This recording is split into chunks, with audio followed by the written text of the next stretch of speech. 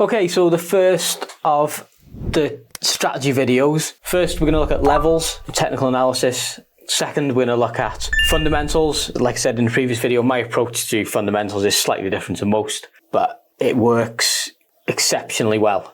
I've tailored this over the last 5 or 6 years. And then the third video is going to be putting it all together, because we got technical analysis setups, we got fundamentals. Sometimes the technical analysis will not align with the fundamentals. So if price is coming towards a trade that we want to take, we need to find the reason why it is coming towards the trade that we want to take, because sometimes it doesn't make sense to take that trade.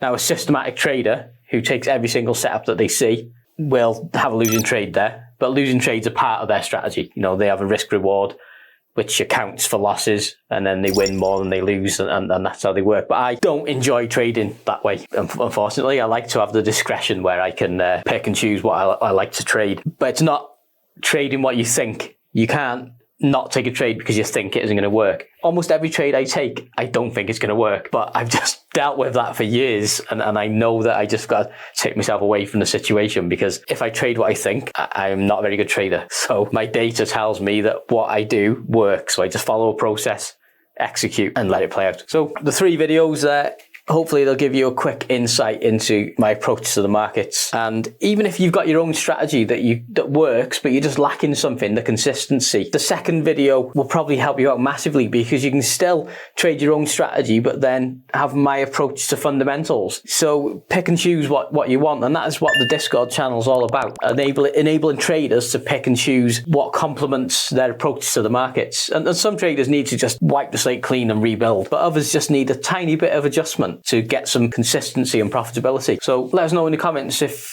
these videos helped you out. Cheers, guys. Right, guys, technical analysis. Levels. I use levels for execution, to take trades. I still use other technical analysis. I still put a trend line on a chart. I'll still put a fib on a chart. Euro USD currently. I'd be crazy to disregard that it's currently at the 61 fib, and it helped me with a pound US dollar trade on Friday. So don't disregard any technical analysis tools, because they work. Everything works. They wouldn't be used if they didn't work. The only difference is a trader that's profitable can journal, collect data, and optimize a strategy, and is aware of market conditions, and is aware that when something will work and when something won't work, which is the third video. So I only use levels for trades, nothing else. Now, when I first started trading, and this is what 90% of traders do, the 90% that fail, the way they look at levels is they will mark significant highs and lows across the chart, and then they'll get their crosshair, and then whenever price goes through this level several times, they'll think, right, that's okay, that's a level. That can be a level for me. Well, that is a load of rubbish, unfortunately, because recent price action is king, and you can put a random line on the chart absolutely anywhere. Let's dump it there, and you can convince yourself that that's a good level. So let's go back through the time frame and see how price has reacted to this level. Oh, look at these 2 perfect moves there, another bounce there. You know, and you could do this with a line anywhere on the chart and convince yourself that it's a good level to trade from. So that's the first reason it's not very good way to plot levels. And the most important reason it isn't a very good way of plotting levels is that recent price action is king. So we're currently on a leg up. So if we now come on a leg down, this is the only price action that we need to care about. We can disregard everything that's behind that. Now, if we continue higher, this is the only price action that we need to care about until we break this high, and then we need to go back however far back to find the last time price was at that level and find a level.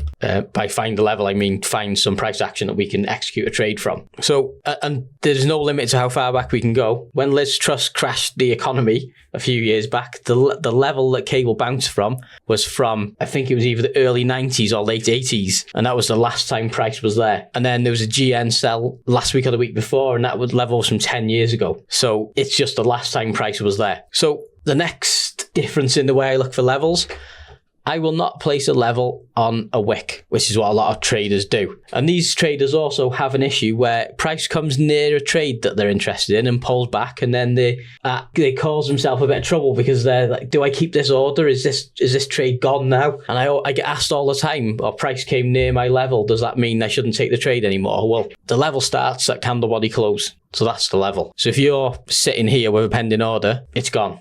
Now, I'm not going to say that price can't come up here and pull back from it, but you've got to understand that you're taking that on with you got to take the risk now because the level's worked once already. And it's your stats that'll tell you whether that's a good opportunity or not. So candle body closes, they'll become your best friend. And I'll just go through some charts now for the last week or so to show you how candle body closes have performed. So last week, there's one. Pound Aussie. When your zone's too big, again, 100 pips, that doesn't make sense.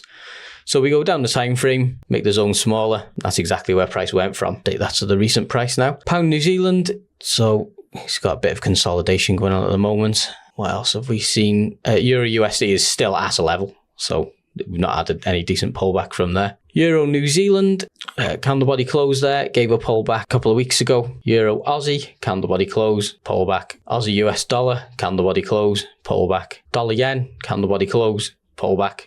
Candle body close, pullback. Dollar CAD is just hovering around above one at the moment. Up the high, a little bit of drawdown on that one, but it worked. So you see what I'm getting at?